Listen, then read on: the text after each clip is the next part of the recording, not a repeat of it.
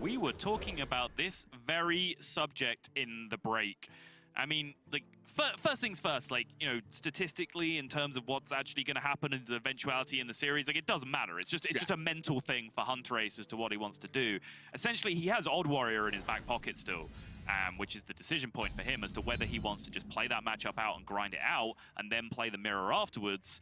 But Hunterace has just chosen to go straight in with the mirror match, which is, you'd have to say, the slightly more difficult of the two matchups. And I'm looking at Hunterace's face right now. He's nervous, but on the surface, he looks calm and ready. Yeah. His arms just look like arms, though. Yeah. There is little pasta involved right now. You know, I've started saying pasta. My wife makes fun of me for it. We say pasta in the UK, and I've started saying pasta for some reason. Well, I would make fun of you said pasta. I know. I think that's why. It's like saying pagel.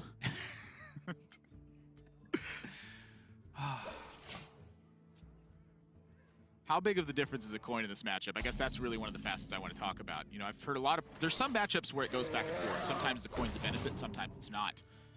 Is this matchup one of them? I like going first. I will confess that I don't actually know what the data says in terms of who wins the mirror in terms of win rate on coin, which is usually a pretty big deal. But for me, we've talked a lot about the impotence... the impotence? That's not the word I meant. The impetus of minions in this matchup. And how important chip damage is, right? Because that really sets the stall out for which player is ahead. So if you're going first, a lot of the time you're going to be the player that's actually playing minions with initiative and actually choosing whether you want to trade or deal damage to face. And I think that is a positive position for you to be in the mirror match. You look like you disagree. No, I'm just curious. There's some quite aggressive things happening in play right now. Okay. A lot of times in my experience, this matchup, Twilight Acolyte is a premium style of card. I guess the Twilight Drake early does prompt a response, though. I mean, that is not a... It's not a small, tiny little thing you're looking at. It's a 4/7 Drake. It's going to start dealing a lot of damage. I would say one of the big facets in this matchup is being able to not use Alexstrasza and have to cede that tempo advantage over to your opponent. You know, so often in this matchup, I have felt the dance going back and forth where it's one player wants to use Alexstrasza, but the other player hasn't used Shadow Reaper Anduin yet. And so you kind of start looking at that and you go, yeah, this might slip away from me if I go ahead and use this right away. And you talk about dance back and forth. I think that exchange of the Acolytes was exactly a dance back and forth around this card, Cabal Shadow Priest. Because Hunterace just went, hey, sick, I play this out, I coin Cabal, I steal his 2/7 Drake.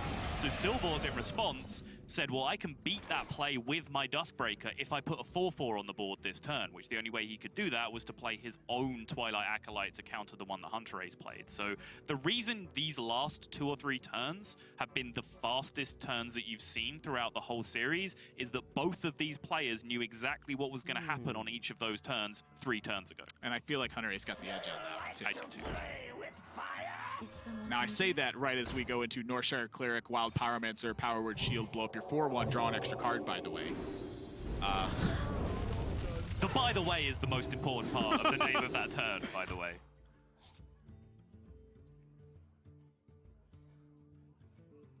Dragon picked up for second Dustbreaker availability here as well. Big deal. Yeah, you don't leave Northshire Clerics around too long. Card draw in this matchup feels so paramount to me that it seems like in my time playing it and my time watching it, players have gone to the ends of the earth to go, I get to draw a card. Yes. That's my kind of jam. I love drawing cards. There's 2 things I like in Hearthstone. Number 1 is drawing cards. Number 2 is when my minions kill something and stay alive. That's why I like Odd Warrior so much. What about hitting the face? I like it. I very enjoy it. But what I really like are those 2 facets. Okay. If I'm going to play the other ones, I want to get them over quickly enough that I can get back to doing the 2 things that I love. Drawing extra cards or having a minion that kills something and stays alive. So if I start talking about, like, commanding shout Acolyte of Pain style turns where you then trade the Acolyte and it's still alive because it's still undying. Like, will you get too excited? You've got to slow down. Okay, yeah. If you're going to talk to me that way, you got to ask me on a date, okay? Fair enough. Is someone injured? Speaking of drawing extra cards.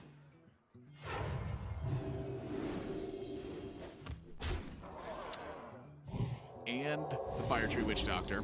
Yep. And this is a card that I feel like is a hot topic of the deck right now. Should or should this not be in here?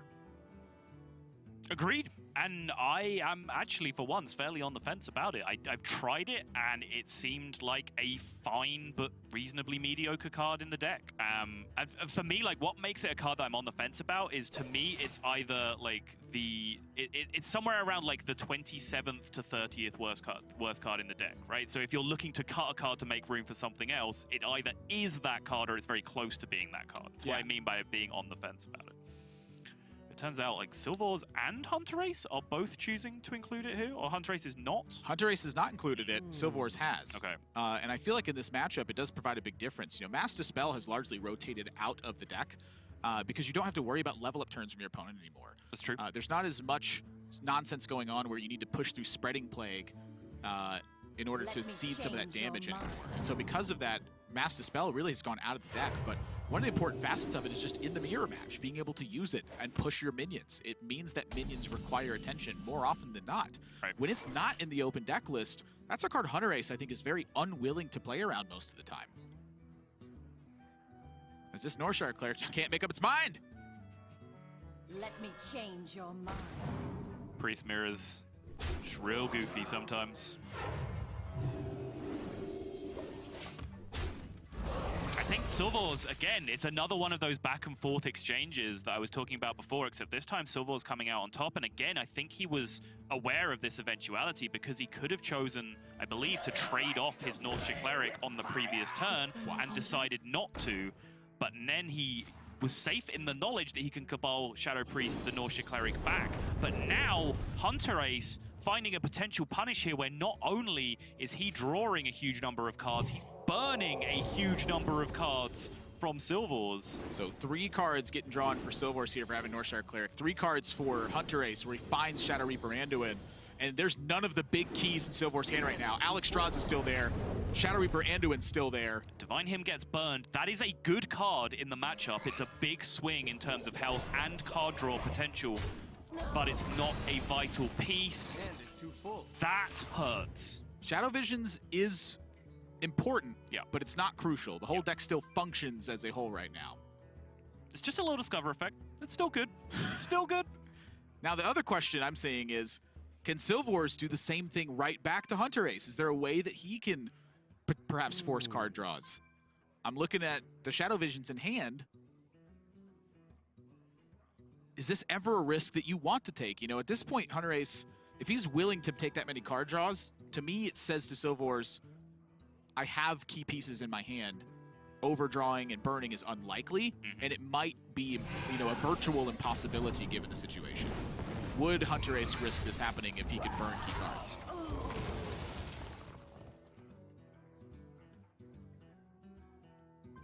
Silvors just going again.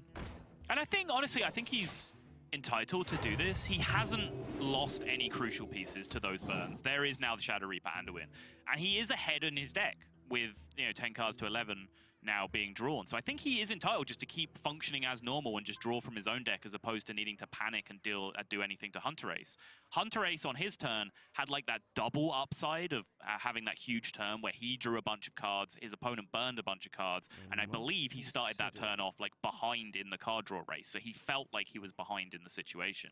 I don't think Silvors has to look for any kind of play like that because he is ahead in card draw at the moment, so on average should be ahead in terms of progressing through some kind of Shadow Reaper Anduin game plan. Round 2. Is someone injured? Hunterace just back to the well.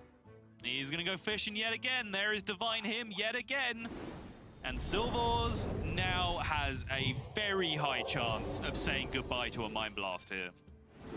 Mind Blast, Alexstrasza. Those are big ones. Wild Pyromancer not. And Hunterace says, let's run it back. 2 more. Alex is burned.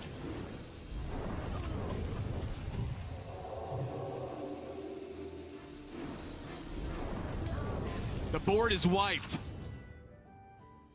Hunterace is at 30, clear skies, Alexstrasza gone. That feels like a winning setup. the difference in reaction from these two players when they face adversity, okay, it's starting to come out a little bit now from Silvors. Just a little bit of a panicked face just came out then. But he's been very, very stoic, apart from those kind of occasional smiles that you were mentioning earlier throughout this matchup, whereas Hunterace's been emotive throughout. But that was a dramatic turn from Hunterace, which all but shattered Silvors' hopes in this matchup. You have to ask the question, has he been overextending in terms of clerics on the board?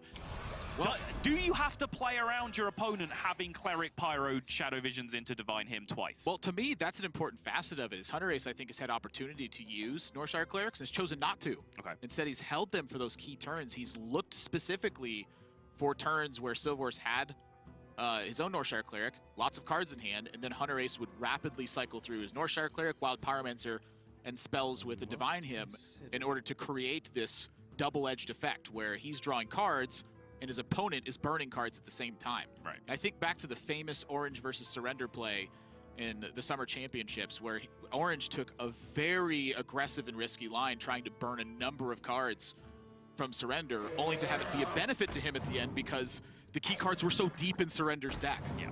In this situation, Hunterace is accomplishing two things at the same time with that style of play. It's gotten a payoff for him, and now he's immensely ahead. It wasn't just as simple as Northshire Cleric and draw cards. It was save Northshire Cleric until I get the super powerful effect from it. Silvors now Psychic Screaming back minions into Hunterace's deck, just hoping that he delays the Alexstrasza at this point. He knows he doesn't have his own. How on earth does he win the Fatigue race? It's not going to happen.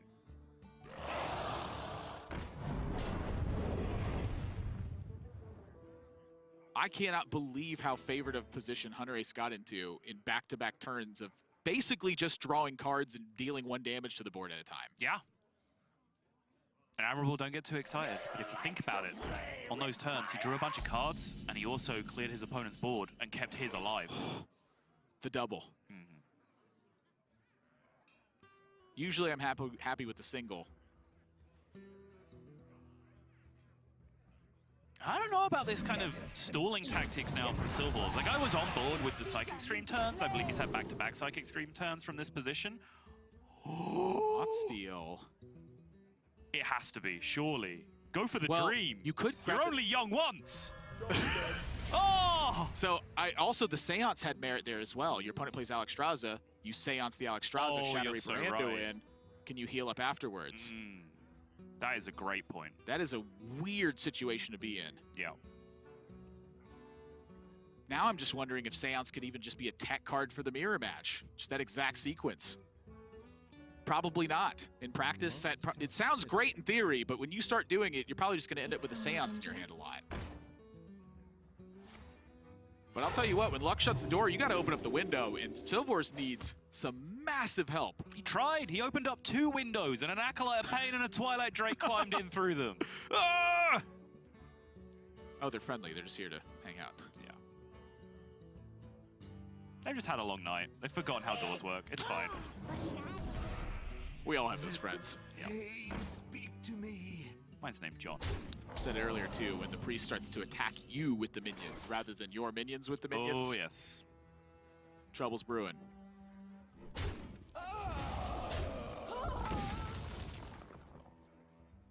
Medicine insects.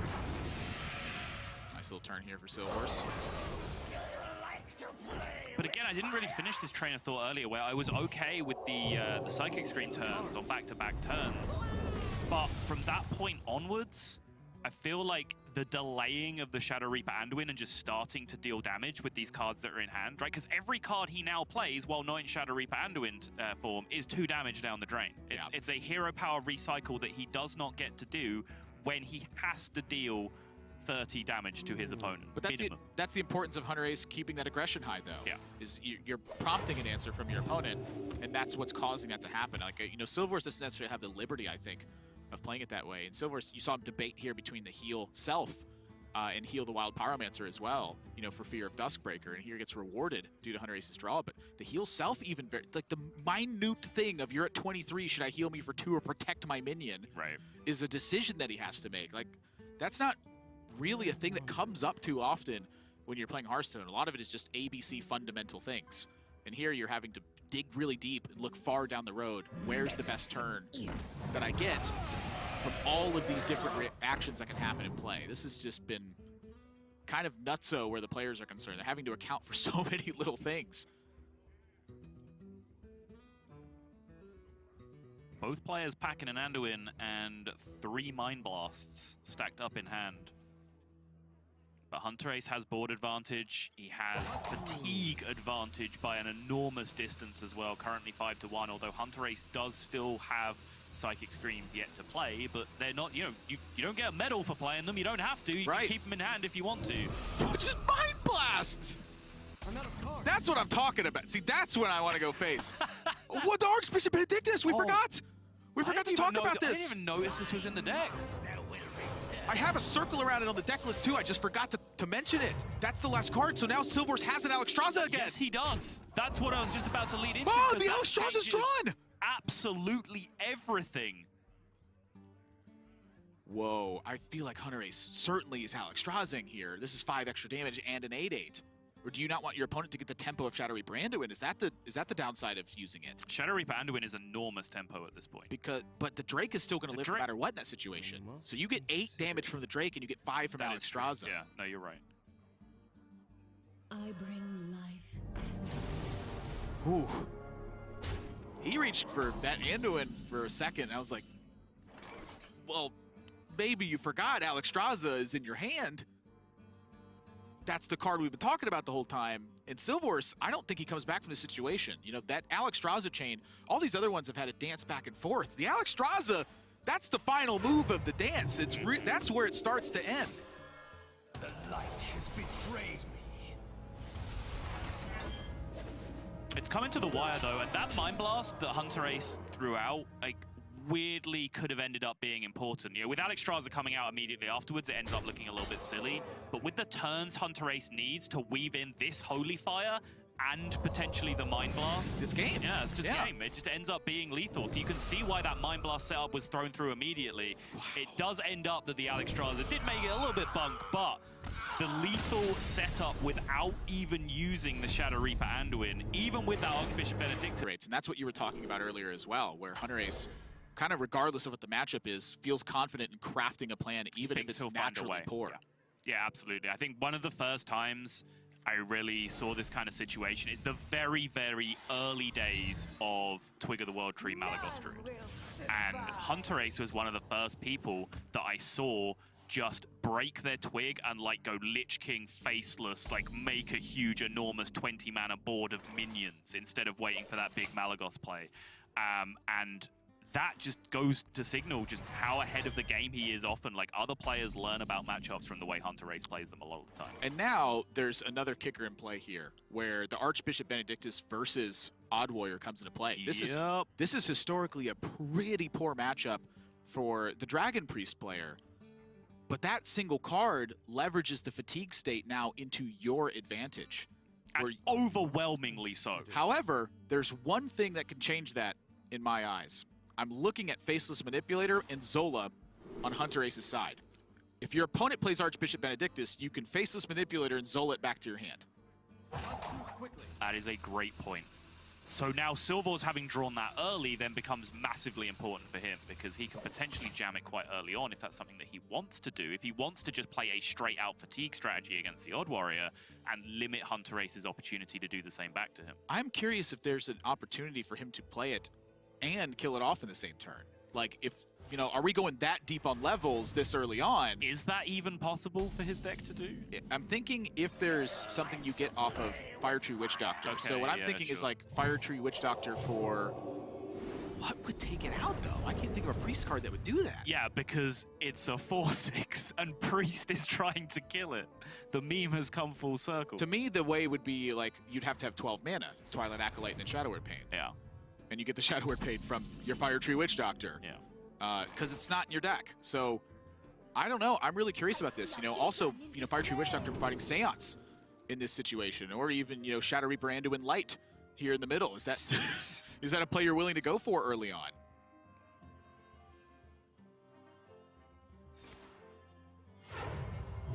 My head is starting to churn out some pretty crazy concoctions of scenarios here. I can actually hear it. I can hear the cogs just clanking away inside Admirable's brain right now. I feel like the cogs are very thematic given the Mech Warrior thing that's going on here.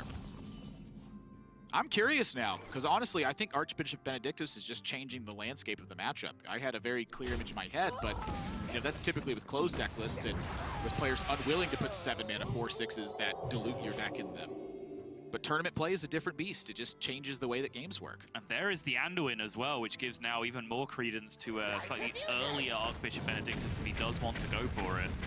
Because I think, Silvors has executed so far perfectly. You actually want to draw as many cards as you possibly can early on, so that you draw some of those key options you want from your beginning deck, right? Cards like Alexstrasza, cards like Shadow Reaper, Anduin, these are things that you want to have. So you draw throughout the opening turns and then play Benedictus as early as possible because A, you then steal the maximum amount of cards from your opponent's deck, or copy the maximum amount of cards from your opponent's deck, and B, you prevent that counterplay that Admirable mentioned earlier because it's super unlikely that A, Hunterace has even drawn it, and B, look at his mana to have access to that play. The other one, too, is just you have to think of that as well. To me, that was the first place my head went because in game number 1, we saw so many opportunities for Faceless Zola. Yeah. Archbishop Benedictus, I would say, is a card that players rarely have an opportunity to practice against. It's something that you would almost have to deliberately do. The idea that you Faceless Zola it, I imagine, is not an instinctual thought. It certainly wasn't for me. It's because game 1 was sticking around so much in my head. Right. But now that opportunity's gone. Hunterace needs to win by dealing damage to Silvors. Now that being said, there are a lot of pretty useless cards in Silvors' deck right now. One of the major ones that I'm thinking of is Reckless Flurry. There's a ton of cards in Silvors' deck right now, and Hunterace has just, things to play for a while. But shaking his head, when this play happens to you this early, it is bad news. And that window is going to quickly close in on when he can actually win. However, the natural healing from Silvors has now gone away, so every point of chip damage sticks to the bones. Can't heal it back two at a time. Nope. There is a little bit of healing to come out from Hunterace's deck here. There's that shield block that we just saw Hunterace draw. That is now in Silvors' deck as well. There's, I guess, Dr. Boom is in there as well if he ever wants to go down that alley. Yeah, but that replaces your Anduin. Yeah. That's something you're typically not very interested in. Right. And these Mind Blasts, they take a long time to get there, so, start cycling through cards as efficiently as you can. Yeah, if it's not clear, this is not going to be played out like a conventional matchup. If you're familiar with how the Mind Blast Priest works, this ain't that. This is him just throwing out Mind Blast there just to get the refresh on the hero power so he could kill a 3/4. That was the intention of that turn, controlling the board and removing damage from play. Yeah, Silvors has in effect become the odd warrior player here. His goal is to try and manipulate the matchup to where Hunterace has no aggressive viability. Absolutely.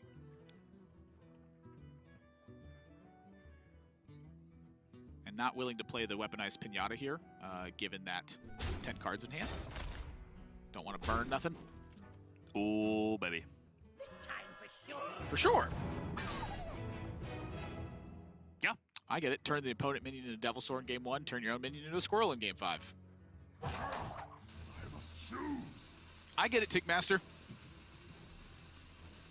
Hunterace thinking about the damage so much, swings with the Super Collider! He has 2 in hand, and his opponent is just drawing Odd Warrior cards most of the time. Like, his intention for swinging that into a minion is just so limited at this point. I'm gonna say, there are times I really like going face, and for whatever reason, that one was just extremely satisfying. Yeah.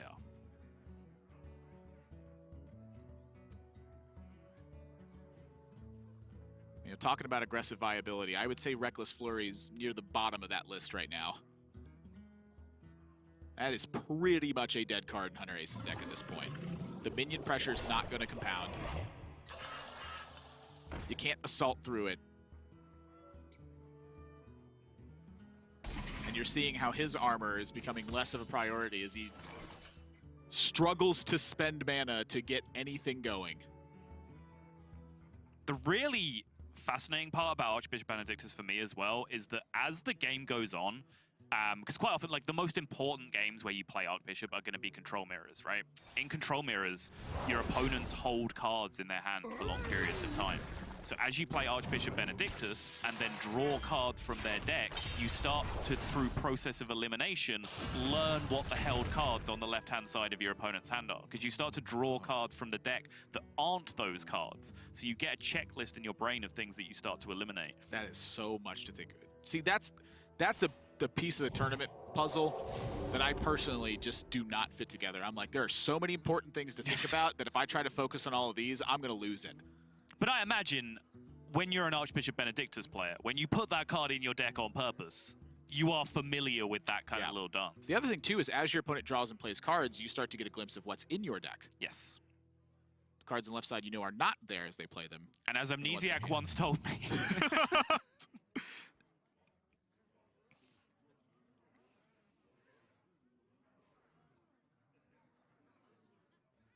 Yeah. It's about as Baku time as any. It's player 7-8. Giddy up. I will silence their screams.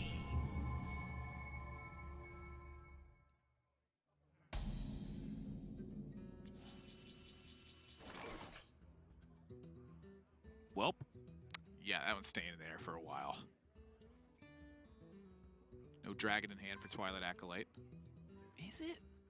Is Dr. Boom, on average, a better card for controlling the board than a persistent source of 2 No, damage? I think that's staying in hand for quite a while. Okay. Darkness Yeah, speaks I don't to think it me. is. Okay. Not even close. Okay.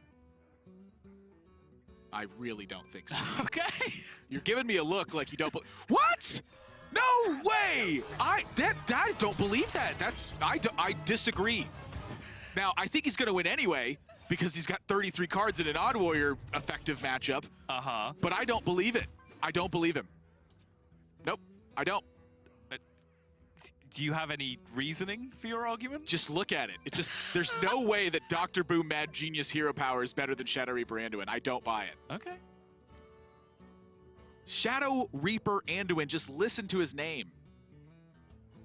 But the remainder of his deck is predominantly Odd Warrior cards, right? Because he drew a lot of his Mind Blast Priest cards before he then played the Benedictus. So they're quite costly. Which means, on average, yeah, he's drawing an Odd Warrior style card more often. So he has a hero in play that synergizes with those cards because it's from the original intended deck, as opposed to a costly card that doesn't recycle his Shadow Reaper Anduin card efficiently. I'm going to keep squinting at you, but I'm starting to be sold a tad bit. Okay. That buy or sell segment at the start where we deliberate on whether or not decks should or should not be brought to the tournament. Yes.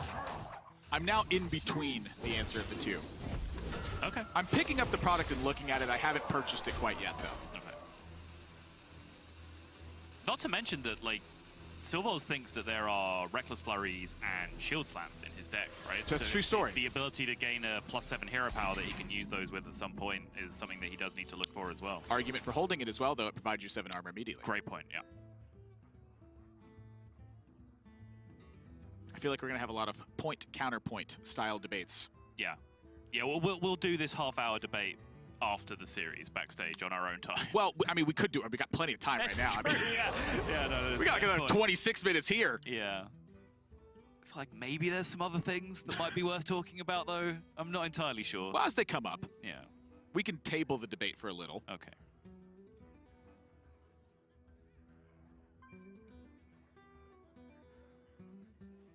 Hunterace is focusing so hard that the camera is, he's draining focus from the camera as he's doing it.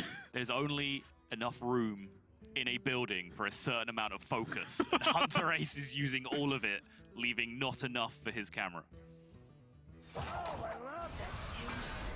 That means he's made up his mind now that he's refocused. A Psychic Scream just not a big deal at this point. Like, obviously every Psychic Scream Silvors casts I think it helps. reduces the Hunterace. fatigue advantage that Yeah. he has a little bit, but it's not a huge deal. He still has an overwhelming advantage, as you can see, 32 cards to 15 remaining in the fatigue race.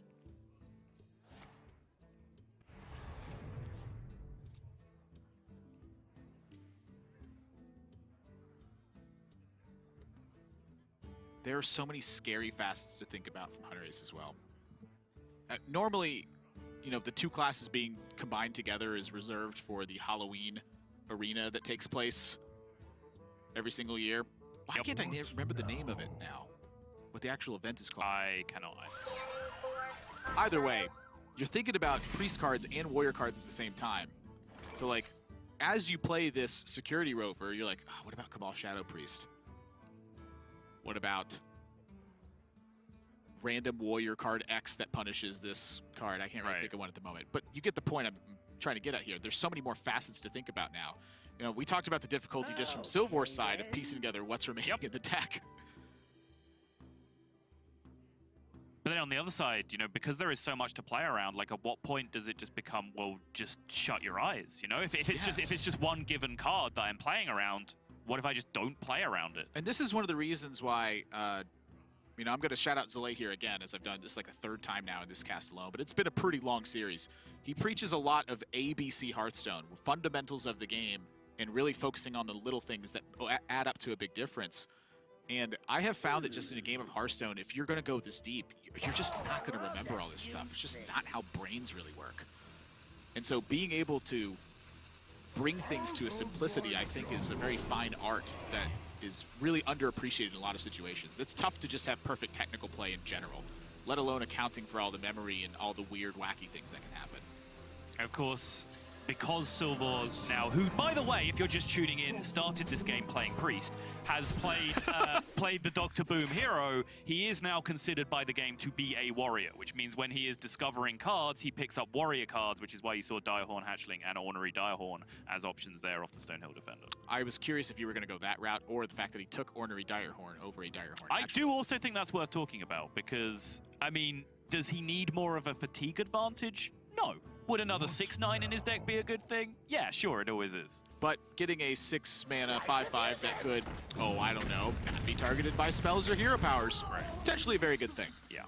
And I think also something that Silvors has to consider is that if he plays a Direhorn Hatchling, that then gives his opponent access to Direhorn Hatchlings, which he might not have otherwise. Through Faceless Manipulators, through Zolas and all those kind of things, he can then create additional minions himself.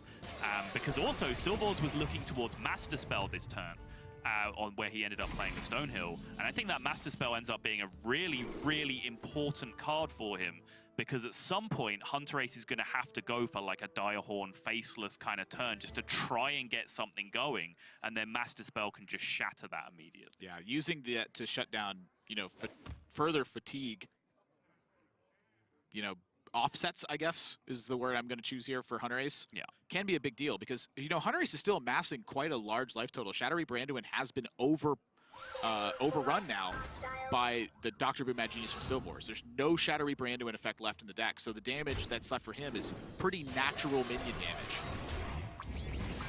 Every single time that Hunterace is able to crank out 4 more armor, and then crank out 4 more armor, then crank out 4 more armor, you know, there's a chance he adds 5 or 6 or 7 more cards to his deck. Suddenly that fatigue thing sets in a little bit more. It's just not 17 though, is it? It's not 17. It really is not. But, you know, perhaps it gives him extra time, and that extra time means extra damage. Yes. I will side. The little things matter, and I think optimizing right now is paramount importance. Yeah, and I think, you know, just to combine all the things that we've both been saying on the previous turns, like I think if you can gain a ton of armor, and that buys you 3 to 5 extra turns, and then you can get 2 or 3 Direhorn Hatchlings shuffled into your deck, and that gets you 3 or 4 extra turns as well, then maybe there's a world where you get enough of a board to be able to push through. But it's tiny fractions at this point that Hunterace is dealing in. But we've mentioned all series how Hunterace is the man that finds tiny fractions in situations like this. This would be one of his tiniest, though. Enough pennies and you got $1.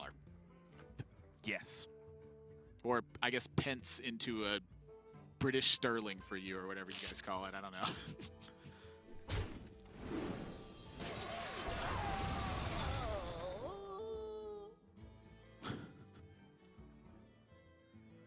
Very elaborate death sound on that minion. It really is, yeah.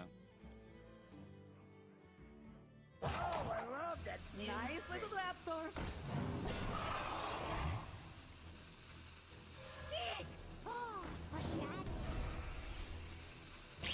Oh, that's clever. Yeah, I was wondering, like, as he started to play the turn, whether the Corner Sentry was actually achieving anything, and no, not really. There's no huge upside to it, but he does essentially get a free 2/6 because of the hero power that he rolled that turn, being able to counter it.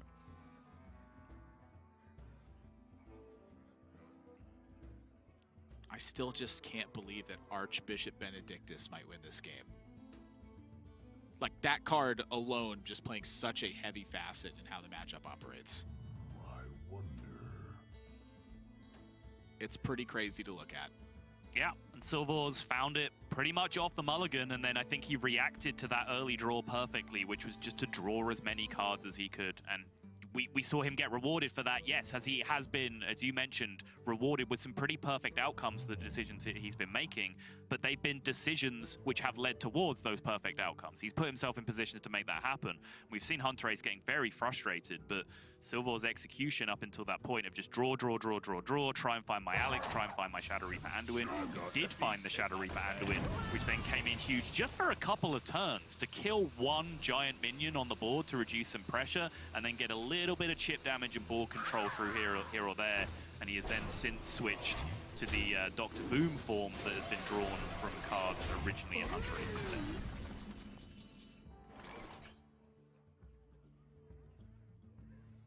No swing with the Super Collider. So he's looking to have that be pretty massive tempo, I guess, in that situation then? Use it as a push turn? That's just 2 damage to face. Ooh, and Hunterace sees the Master Spell on just the Direhorn Hatchling. Mm-hmm. Does he have another Hatchling in deck? Yes. So I believe so. So that would mean that the opportunity for Zolas and Faceless is still there. Yeah.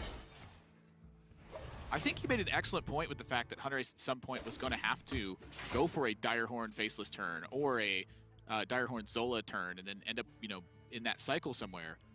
And that's where my head was sat with Mass Dispel. Instead, Silvors is taking it the first opportunity. You know, it's likely to still just be enough. Yeah. But kind of surprising that he took it so aggressively to me.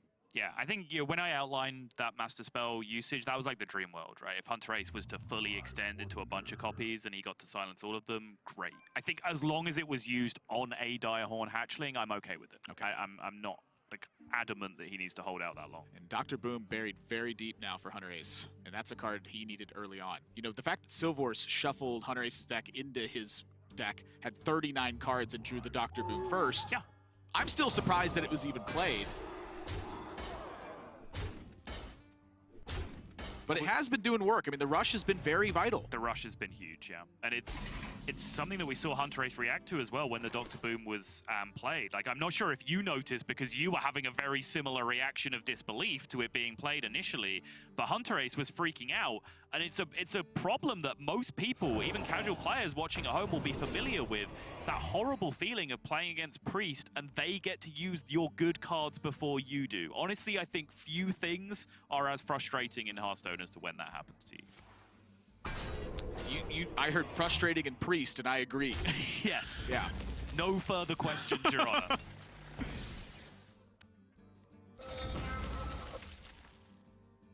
Is someone injured? I also believe this is the first time in quite a long time that I've not had the Innkeeper come and remind me that a minion with stealth cannot have taunt at the same time.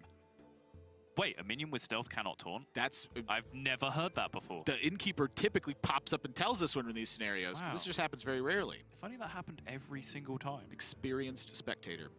Shout out to the team there. What now?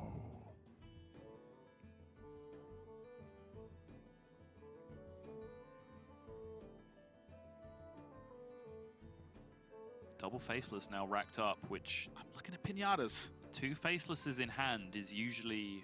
It usually gets your mind ticking in a control mirror as to what you're going to end up using these Facelesses on, because this is not quite conventional in terms of control mirror. Normally when Old Warrior plays a control mirror, a true control mirror, neither player has really chosen to draw cards for the entire game. And so both of your decks tick away at a very similar rate, and you end up with a similar amount of resources at the end of the game.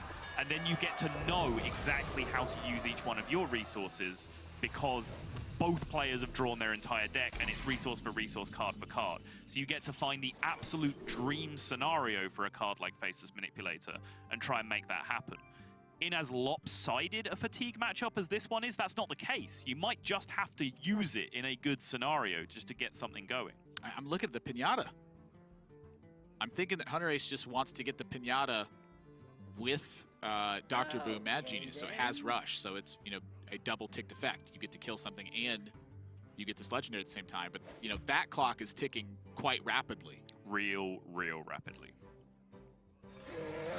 But I can see that being a thing for sure, like Dr. Boom one turn and then follow it up with Pinata Faceless immediately afterwards. Ooh. Try and get some juice. If you're not going to draw the best card in your deck, that's usually a good substitute when there's a Twilight Drake on board. I'm glad you added that qualifier at the end, like, when there's a Twilight Drake. 'Cause Right. otherwise, don't sign me up for drawing a for drawing an Iron Beak out when I want the best card in my deck. That sounds awful. Now Faceless Twilight and silence your opponents. Yeah. Looks like a real thing. And I think this is the perfect example of a turn I was talking about, which is just use the Faceless when it's a good turn. You can't afford to be sitting around waiting for the dream scenario because you are 16 cards behind in fatigue. You're not going to see your opponent draw every option. You can't afford to sit and wait for the dream scenario for that Faceless to appear. And trading a 2/3 for a charge of Super Collider there as well as 2 damage. Out of my jungle. I'm actually quite interested in that trade. That seemed hasty to me, I suppose. I feel like trading a charge of a weapon for a 2/3 is typically how I just use 2/3s. Or charges of weapons for that matter.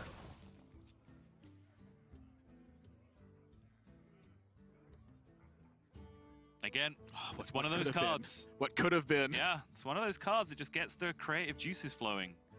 It's the kind of card in matchups that you'd like this that you just normally love to see because it just creates so many possibilities. But, What now? Okay, I'm thinking Archbishop Benedictus from the Weaponized Pinata. Oh God, no. The humanity. Well, it's an Archbishop, not a Manatee. Great point, sorry. Yeah. I don't know what I was thinking. How embarrassing. I wonder. Hunterace is, it's very rare that I see him, you know, looking like as though he even thinks he might lose this game well before it's actually just finished. You know, again, it could be a foregone conclusion at this point, but you have to dig and find what is the way that I can win this game. Right now, that answer to me is quite clear. It's this particular card. And I think it might have been this for a while as well. So he upgrades his Pinata to a golden Pinata. And he moves on with his life. Ooh, that Witch Doctor looks much worse after you've just mixed in a bunch of Yeah. Warrior cards. Yeah. But now, you know, Silvors' position, is he looking at the exact same thing? Is he like, well, hang on a second now. I have 2 Faceless Manipulators. Okay, then. You know, you don't want to Psychic Scream Zola back, that's for sure. Wow. Yeah. The Undertaker! Whoa! That can shuffle back in? Yeah, Hunterace, have a long, hard think, because we're doing the same. Whoa! I mean, that could be Weaponized Pinatas. Yep. Direhorn Hatchlings. Yep. And what's the other Death Rattle? Is there another one? Has he seen like random mechs that provide Death Rattles yet? I don't think so. Not from his side, because there hasn't been a Dr. Boom. So There's right been now- a bigger assembly, but no, I don't think anything has come off that. That's Matriarchs in a Weaponized Pinata. Yes, So I think it's one of each at the current state. I believe so. If you silence Direhorn Matriarch and then it dies, does Undertaker count that Death Rattle? Or has it been removed? That's a situation I can safely say I have not encountered. Yes, because it reads the death rattles of friendly minions that have died this game. So the friendly minions have died, and then the death rattle of the card still exists, whether it was removed or not. So even if it was silenced first, because the silence technically removes the text from the card. Yeah, it does. Curious about that.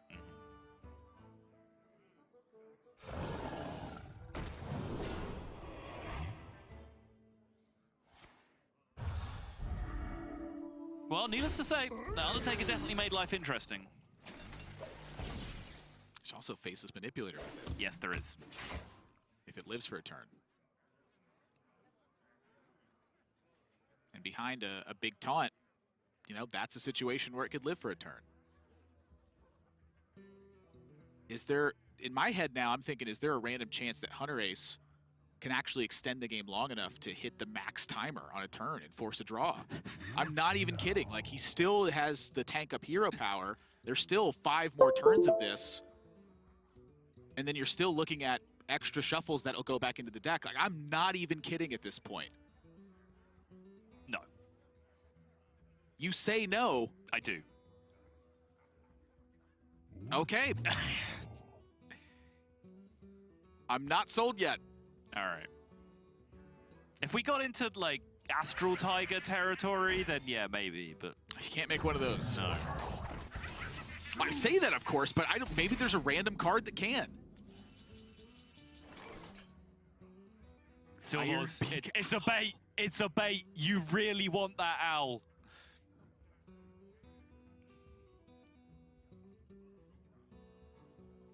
This is just nuts.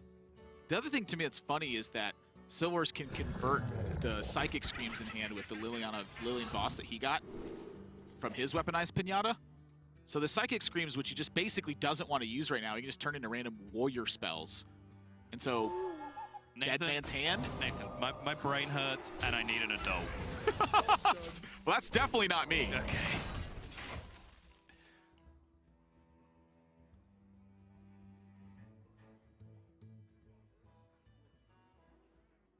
There it is. There's Direhorn number 2. Coming out for Hunterace. And the Iron Beak Owl does come down from Silvors as well. Yeah. That means that the Undertaker's just, it's pretty much ready to get. Now, if it's an isolated minion, however, there's a Tink Master in Silvors' hand. Oh, wow, you're so right. So can Hunterace find a situation where he gets that down without, losing his board in this position? The fact that all Silvors minions, mechs rather, have rush, I think makes that card much tougher to actually get in play. I'm thinking as crazy as, is he, thinking, I need to shield slam my own Undertaker when it happens to get such a massive death rattle effect. It's going to have 3 of them attached. I think it's quite rare that you're presented an opportunity for so much value in killing your own minion. Right. And Hunterace here, I think this is quite smart as well. Knowing that the extra pressure actually means a lot right now with what's in hand, Silvors may be prompted to Psychic Scream this, which means it unsilences the weaponized Pinata.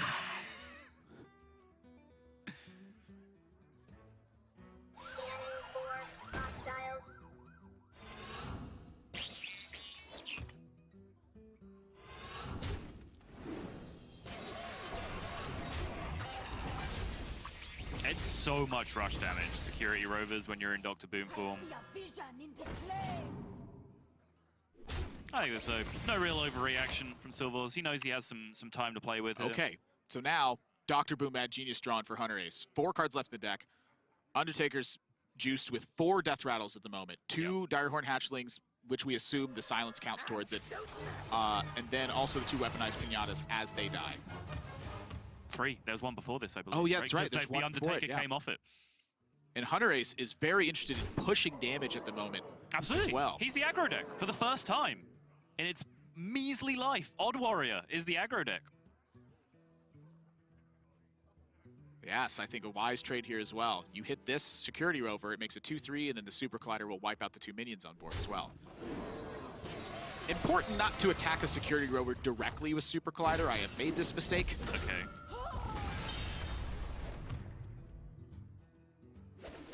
Makes a lot of 2/3s in that instance. I don't think I've ever done that. So the 2/3 spawns first, and the Rover just attacks the 2/3 that you create. I Is that what happens? believe that's what happens. Okay. And then it attacks 2/3 and it creates another Rover after that. It's a big chain reaction where there's some funny Defile stuff as well. Sure. And the Scream now unsilences that weaponized Pinata. However, that now moves the Undertaker to having 2 Direhorn Matriarch, 2 Direhorn Hatchlings and a weaponized Pinata, because those 2 Death Rattle minions did not actually die. Correct. So Undertaker gets 2 more shuffles in that instance. However, there's a Tink Master in Silvors' hand. Yeah, the Undertaker itself gets Tink Mastered or Psychic Screamed. Like, Psychic Scream puts it on the later base. They're still going to have to deal with it at some point, but it solves the problem in the immediacy. And Hunterace has no interest in playing it right now. Like, this was very clearly not a thought to him, so he's waiting until Undertaker can die to an effect before he's going to play that. This is crazy. This is the next level stuff that I love to see from the top players. This is also a very real amount of damage that's taking place. And Wild Pyromancer has 1 spell that goes with it right now. It's Psychic Scream.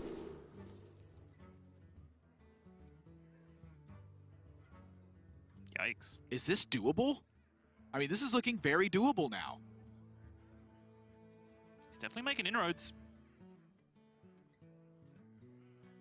This was not a good discover for Silvors here. He needed some kind of board state, something to address the board state, which is not difficult to do when everything you discover is going to have rush. You just need something with some kind of decent stat base. It does not get it in the end. Ends up caballing a 1-1 just to reduce some pressure. Kaboom hero power on Hunterace's side actually plays to real effect. It's quite rare that one looks so good as it does right now, but that Kaboom is playing. Hold your breath, The folks. Super Collider roll. Katharina. There's no beast. Oh, the Direhorn. There sure is. Oh, the Direhorn. Hatchling. The Matriarchs, yeah. Yeah. Oh my gosh. But do you want to pull cards from your deck? You know, maybe for Katharina's sake, yeah. Kill your opponent. I mean, Silvors is down to 11. And Super Colliders, he's just tanking damage at this point. He's going to 8.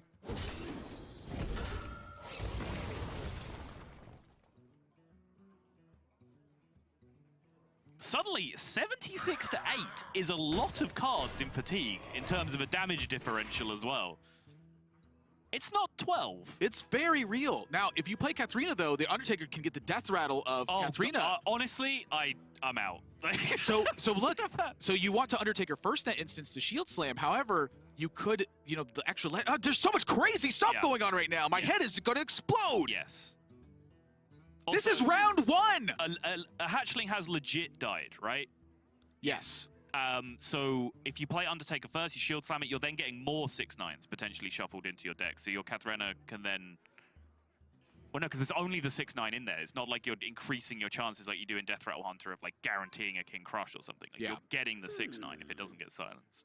I think you actually want the additional one first because of the effect of Katharina. You know, if you happen to draw one, you want to have the other one there for Katharina. I have never seen so much thought put into 2 various random, What's in the box? strange plays. Hatchling, Pinata, and... Oh, we forgot about the Kaboom bot! Okay. So Hunterace just says, you know what? I'm not going to worry about it. Oh, and that's going to open up the Tank Master, though.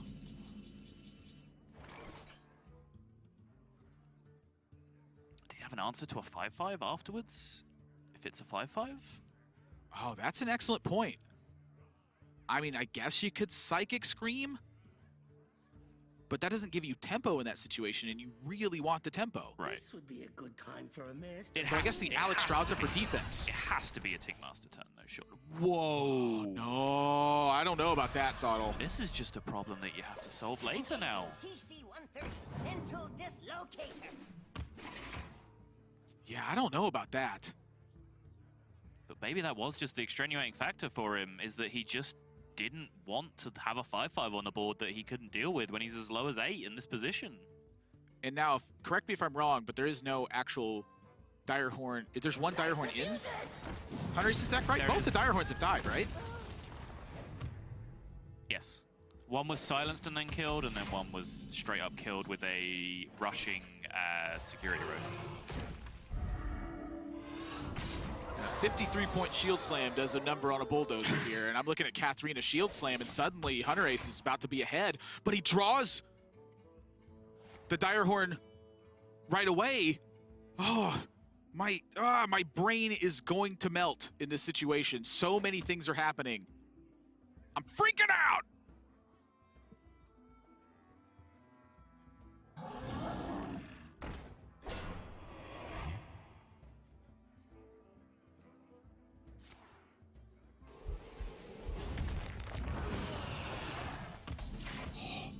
That threatens lethal. You got to do something about you got to Tankmaster or Alex now. You actually just really don't have much of an option when the laser comes Hero out. power roll, yeah. Ziliax. Oh.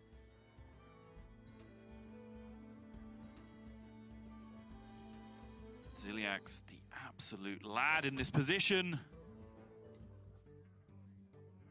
But that does back him off now from the Alex Strauza option. Leaves him with Tinkmaster, and now there's a Tink Master that he didn't use beforehand, which, yeah, sure, is potentially saving his life here, but if he uses it here, there's now the Undertaker still in the deck. 1-1 gets made. That you can't Hunterace. deal with. Look at Hunterace's frustration at the outcome as well.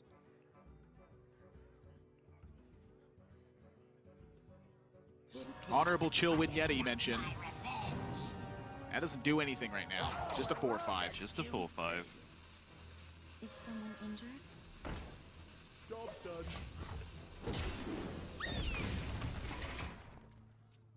Entire Super Collider charge used on a Squirrel.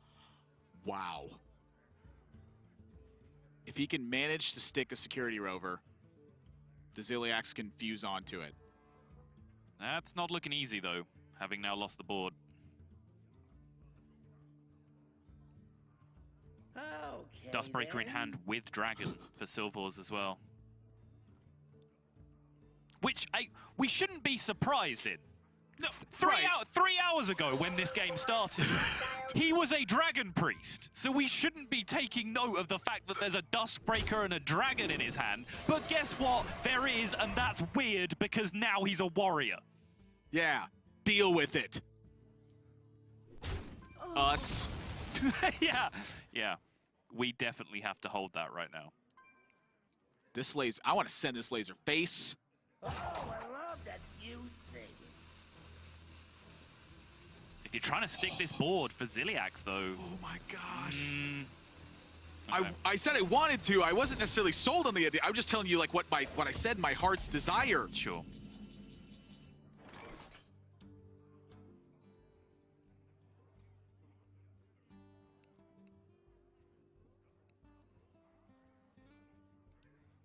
I think if you're Silvors, we just got to get ourselves a Ziliax in play.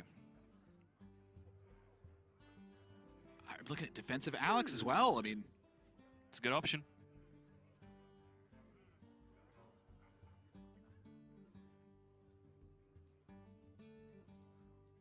this isn't really a scenario you could have practiced.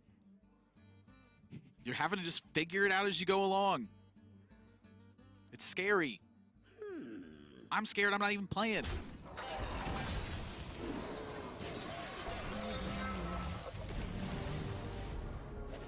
That does leave that 2-3 hanging around on board, though.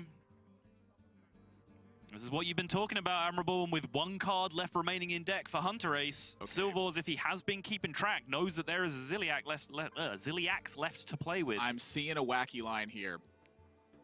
Bear with me. Oh, I am. Fuse the Ziliax. Mm-hmm.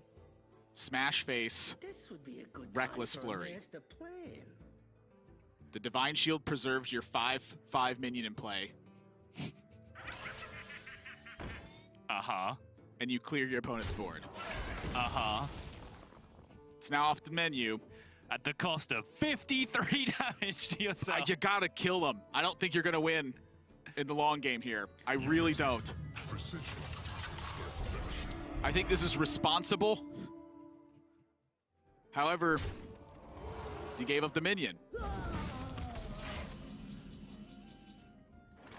You know, I'm thinking like, could you have just won the brawl that turn?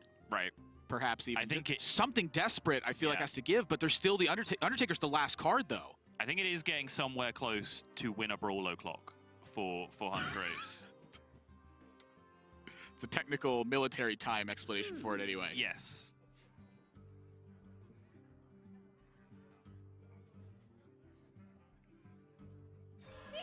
I mean, we wait around here too much longer. They're going to have to invent win a brawl o'clock to have enough time to finish this round. I mean, my gosh. Divine him on top of this to boot as well. Hunterace's face too. It's just like his brow continues to get more furrowed as the game goes along. I don't make mistakes. All right, what you got for us this time? Pinata. Kaboom bot. Oh, why? Pinata. Why, Kaboom Bot? He showed up twice.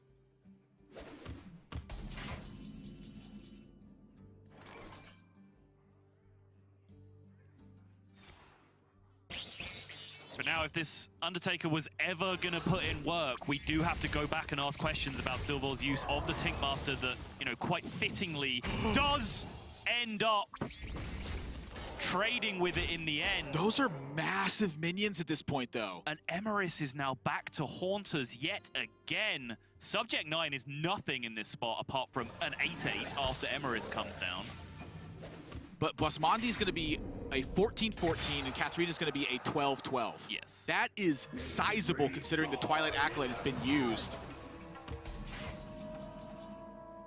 Is Emrys going to return the fate that Silvors brought to Hunterace with an Emrys? Is that possible? It is. It's incredibly unlikely, I think. Well, he's at 20.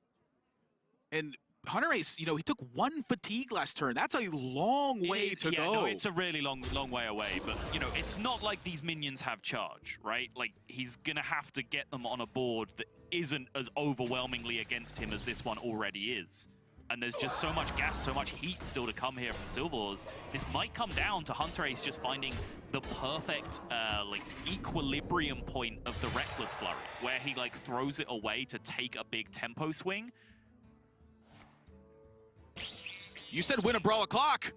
That's true as well. This is an option to try and get rid of some of this board state too. I was looking at potentially Reckless Flurry to clear at the time where it cost you the least armor but still clears, and then you can one-time D to follow that up with a huge minion afterwards. But the Brawl is a good starting point for him, for sure, because that now alleviates so much pressure. Silvors has just found himself 7 armor, followed by drawing a Reckless Flurry, which is some much-needed removal, as niche as it is. What order do you go in now, if you're Hunterace?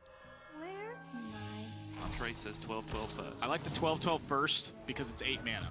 You're looking at a turn where perhaps the final push that you make is Reckless Flurry, you drop Basmandi, or Subject 9 with a hero power. Oh boy, the 6-9s. The 6-9s are just such a big wall. To me, though, that's where it can be dangerous. If Silvors does any foolish misstep here, a Reckless Flurry and an attack for 12 can happen. And instead, he's very interested in cutting this down as quickly as possible. He knows. Yeah. The 2 cards remaining, he literally knows, are 2 random nonsense legendaries and 2 Reckless Flurries. And by the way, the random nonsense legendaries are buffed. Yes.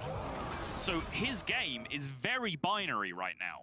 Play around 2 cards that I have no information on, so forget about them, or play around 2 cards that I have full information on, Reckless Flurry. It's that simple. That's all he has to do, is find the best plays against Reckless Flurry every game and hope against hope that these other 2 random cards don't beat him, because he really can't do anything about them. Flurry's right away. Which, by the way, he was at 27 at the start of that turn. We were concerned he was down at 8 just a little while ago, and that has turned around the corner real quick. And I'm looking at this now. That's more that's been used in this situation. Hunterace has really got to figure out how to put this together. Is it just both at the same time? What? Like, he's just going for the 14-14 here. You hear Power Face, like, is his goal to just get both minions out at the same time? Or is it to Reckless Flurry to push and keep going from there? Like, this feels like a lot of times you're almost sacrificing this. I mean, your opponent has the laser ready, 6, 7, 8, 9 on board. They need 3 more damage to take care of it. There's Ziliax. Gets the lifesteal on the extra point as well with the Magnetize. There goes your 14-14. And I think it's Reckless Flurry time. I don't think... He plays an Acolyte of Fate. Yeah.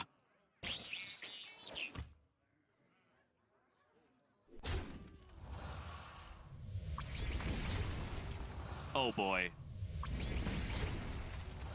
One more update to the idea that Silvors was down as low as 8, I believe, just a couple of turns ago. Oh! As if this series needed anything else, the final nail in the coffin for Hunterace in what is just our very first game. This is just a wacky series. And so much has gone right for Silvors. There's a chance he's just lost track of what Hunterace has had as well. I mean, think about how much has gone on this game. Are you thinking to yourself, wait a minute, are the last 2 cards Reckless Flurry? Did we see one of those?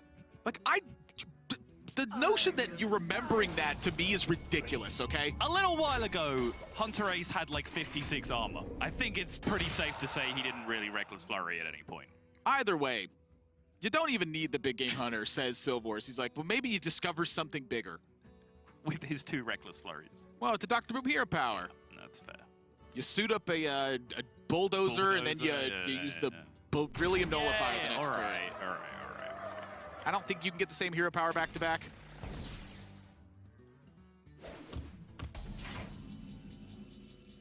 But it's spelled out. Silvors. He is locked Hunterace out of this game. But boy, what an entertaining series this has been. I'm sorry, Casper, but that is a scoop. You are mathematically dead, my friend.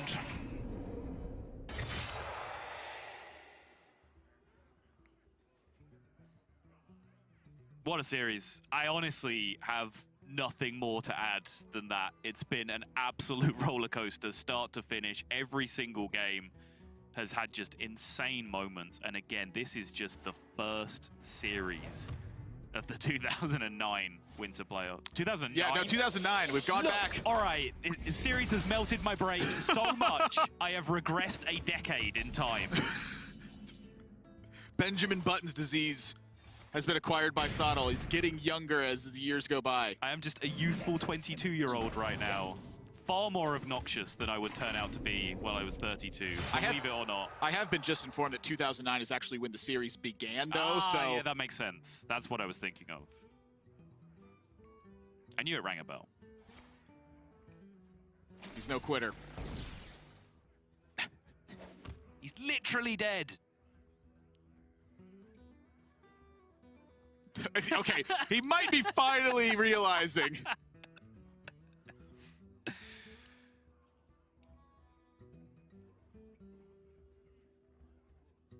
You know what, Hunterace? It's like, do I hold on to it in case my opponent has lost track and thinks it's a card that he then plays around and does something stupid? I think it's okay. You've already secured the world championship position, all right? Like I said earlier, after I talked to him at BlizzCon and he was disappointed with his third-place finish, yeah. Save some for someone else, okay? You don't have to win literally everything. It's fine to lose a match occasionally. It's a tough loss in round 1.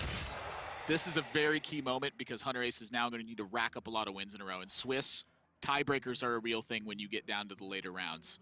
And so an early loss means that on average, you're getting paired with opponents who have a worse match win percentage overall. That is how one of the metrics of the tiebreaker factors in. So we'll need a string of wins in this one, but Silvors, I'll tell you what, if this is the way that your matches are going to go, it's going to be a long tournament as Sottle mashes end turn on our monitor that we have to watch from here and immediately exits the scenario.